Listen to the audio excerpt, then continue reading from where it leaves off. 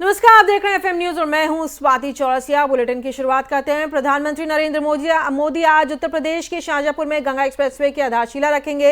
इस बात की जानकारी प्रधानमंत्री कार्यालय की ओर से दी गई। पीएमओ के ओर से जारी एक बयान में कहा गया कि देश भर में तेज गति से संपर्क जोड़ने के लिए प्रधानमंत्री की दूरदृष्टि ही इस एक्सप्रेसवे के निर्माण की प्रेरणा रही है। करीब 594 किलोमीटर लंबा और 6 लेन का ये एक्सप्रेसवे 36,200 करोड़ रुपए से भी ज्यादा की लागत से बनाया जाएगा। आपको बता दें कि ये एक्सप्रेसवे संभल, बदायूं, शाहजहांपुर, हरदोई, उन्नाव, रायबरेली के रास्ते प्रतापगढ़ होते हुए प्रयागराज तक पहुंचेगा। प्रधानमंत्री कार्यालय की ओर से बताया गया है कि एक्सप्रेसवे पूरी तरह से बन जाने के बाद ये राज्य के पश्चिमी और पूर्वी क्षेत्रों को जोड़ने वाला उत्तर प्रदेश का सबसे लंबा एक्सप्रेसवे बन जाएगा। गंगा एक्सप्रेसवे पर शाहजहांपुर में करीब 3.5 किलोमीटर लंबी हवाई पट्टी का निर्माण किया जाएगा। यह हवाई पट्टी वायुसेना के विमानों को आपातकालीन उड़ान भरने और उतरने में सहायता देगी।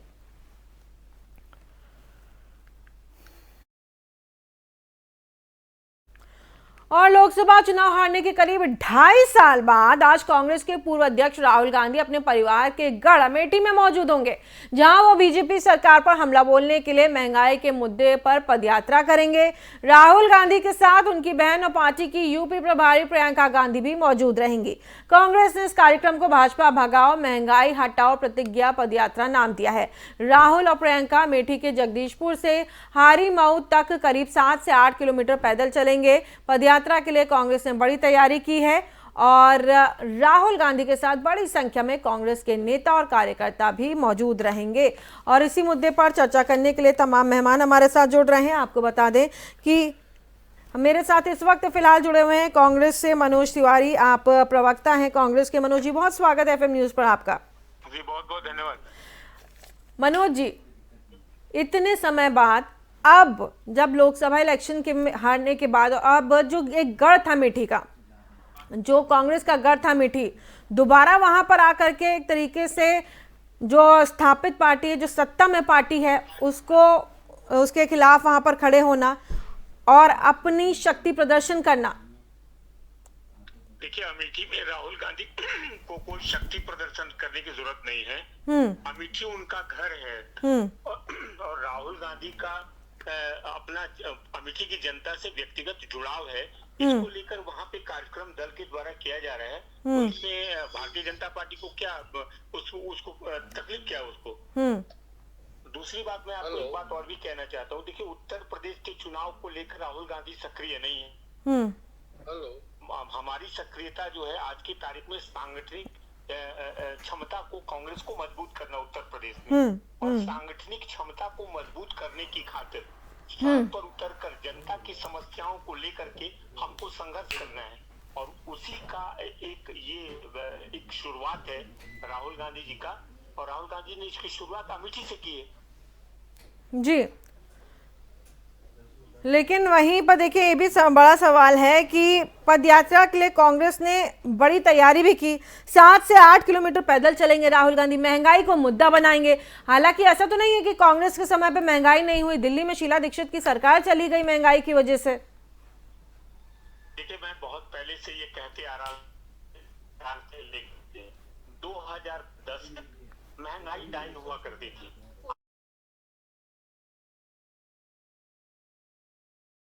सवाल ये है कि अगर आप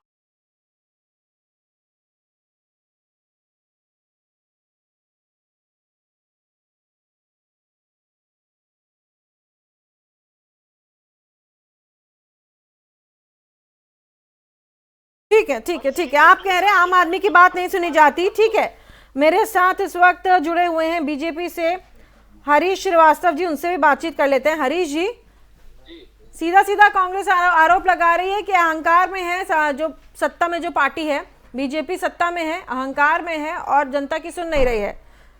हरीश जी, अहंकार में कांग्रेस पार्टी थी जिसको देश की सम्मानित जनता ने विदाई कर दिया, और अहंकार में श्रीमान राहुल गांधी और कांग्रेस परिवार था, जो अपनी जागीर समझता था अमेठी को, और वहां से भी श्रीमान राहुल गांधी के अमेठी की सम्मानित जनता ने विदाई कर दी।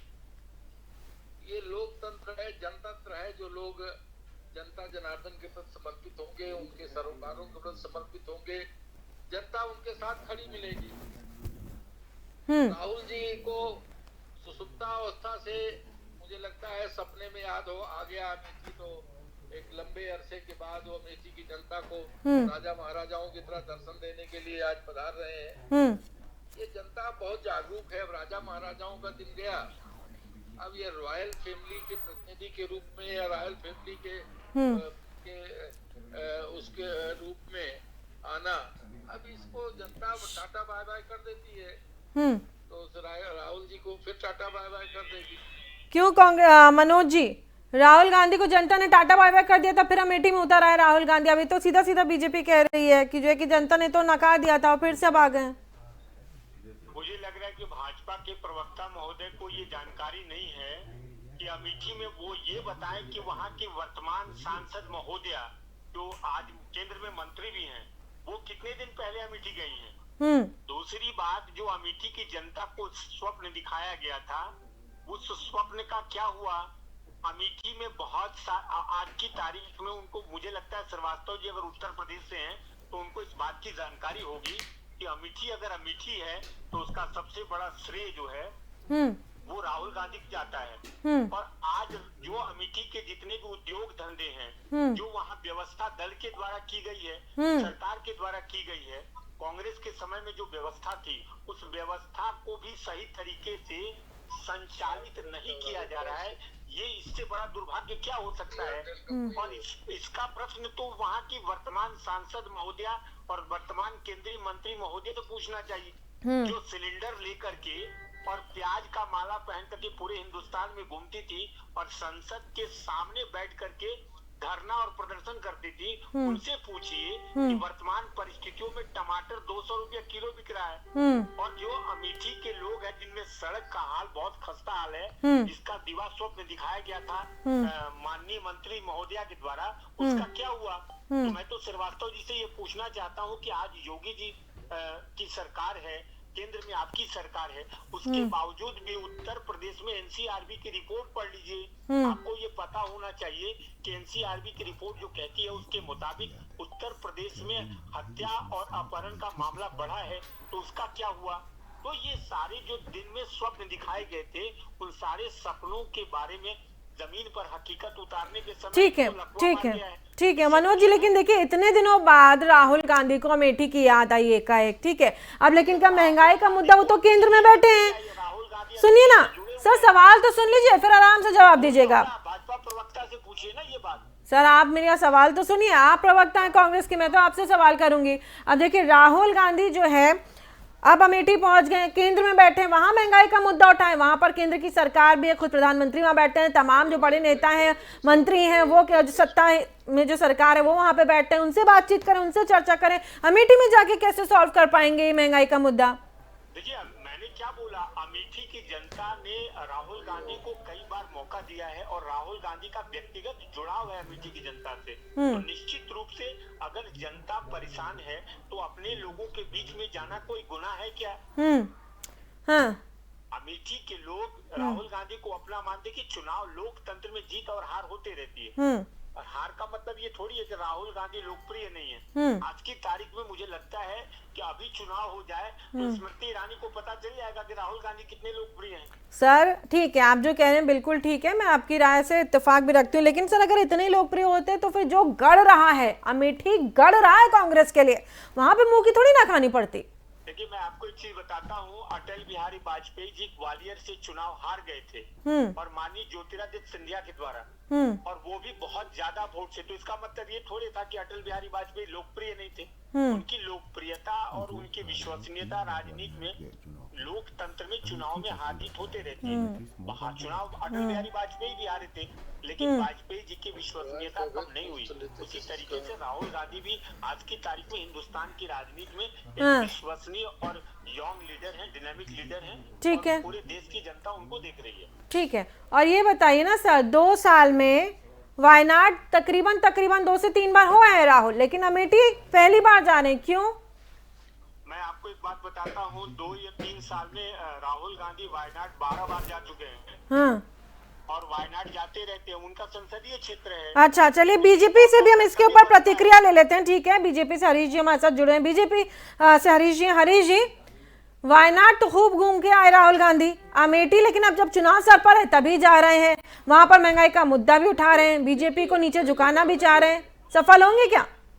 देखिए, ये पॉलिटिकल टूरिज्म पे ये जो कांग्रेस की फर्स्ट फेज भी कभी कभी उत्तर प्रदेश की जनता को दर्शन देने चली जाती है। जैसा कि अभी अरे श्रीवास्तव जी, आप अपने स्मृति ईरानी के बारे में बताइए ना, वो कहाँ पे हैं? वो वहाँ की वर्तमान सांसद महोदय हैं। अरे मनोज जी, मुझे बता सकते हैं क्या? मैंने बहुत शांति से आपकी बात सुनी, कृपया आपने हमारी बात सुनी। नहीं, आपने बोला आप राहुल गांधी के बारे में कमेंट करें, मुझे ये बताइए राहुल गांधी। सर, आप दोनों से ही आग्रह है, आप दोनों से ही आग्रह है कि एक एक करके बोले ताकि जनता आपकी बात सुन पाए। धैर्य तो होना चाहिए ना जवाब सुनने की। बौखलाहट इसी बात की है कि कांग्रेस को जनता कोई बौखलाहट नहीं, बहुत शांति से मैं आपकी बात को सुन रहा हूँ। श्रीवास्तव जी, आप बोलिए। आप अभी एक बात कह रहे थे कि अमेठी अगर अमेठी है तो कांग्रेस के कारण, बिल्कुल अगर अमेठी है तो अमेठी की सम्मानित जनता के कारण है। यही फर्क है सोच में, कांग्रेस सामंती सोच। अटेंशन।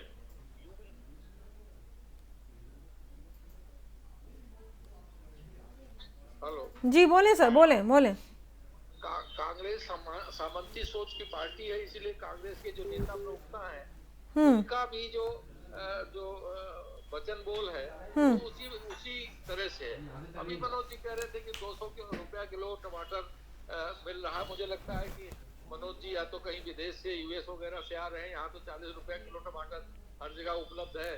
अब मनोज जी कहाँ से टमाटर मंगा रहे हैं मुझे पता नहीं है। नहीं सर, टमाटर तो महंगे हुए, तो महंगाई के मुद्दे पर ही शीला दीक्षित की सरकार भी चली गई थी। 200 तो नहीं, खैर, लेकिन 100 तक तो पहुंच ही गया था। अमेठी की सम्मानित जनता से जो वायदा भारतीय जनता पार्टी ने किया था, आपकी बात करने का काम नहीं आता कि आप हवा हवाई की बात करते हैं। आपको लगातार वहाँ टमाटर खरीदने भी आप जाते होंगे और प्याज खरीदने जाते होंगे। जब आप खरीदने जाते हैं, नहीं जाते हैं, आपका इस बाकी नहीं है, तो आपको जानकारी कैसे होगी? ठीक है, लेकिन हरीश जी देखिए, इस चीज से भी हम इनकार नहीं कर सकते। जो डेटा आया है वो साफ तौर पे दर्शा रहा है कि पिछले 12 साल की महंगाई का रिकॉर्ड टूटा है। इसको भी हम नजरअंदाज नहीं कर सकते। दो बार जो कोविड महामारी दुनिया में आई, भाजपा प्रवक्ता महोदय से ये पूछना चाहता हूँ कि जो राष्ट्रीय औसत महंगाई दर की क्या है, आप बताएंगे क्या? आप टेलीविजन चैनल पर बैठे हुए हैं, बैठ करके आप जो है भाजपा की तरफ से बोल रहे हैं, मुझे ये बताइए कि राष्ट्रीय महंगाई औसत दर क्या है आज की तारीख में? आपको इस बात की जानकारी है? जवाब दीजिए।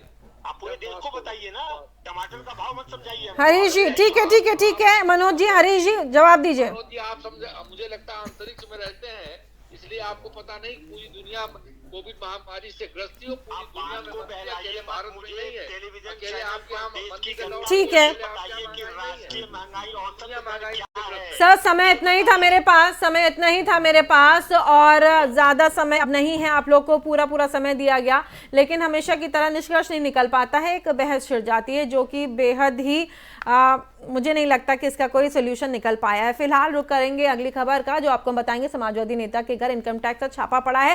विस्तार से इसके बारे में हम चर्चा करेंगे, लेकिन इस बुलेटिन में फिलहाल इतना ही। देश दुनिया की तमाम खबरों के लिए आप बने रहिए FM न्यूज़ के साथ।